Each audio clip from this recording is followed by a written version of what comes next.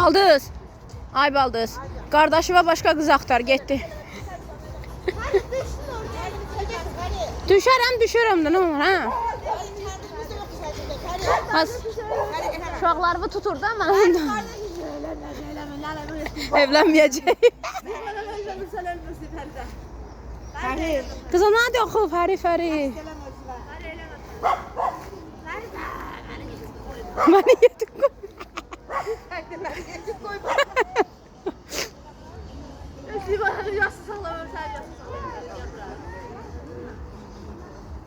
O evimizin qabağında alma ağacı var ya, orada bastırarsın, tutardı getdi orada. Aparmayasın. Mən uşaqlarımdan ayrı salmayasınız.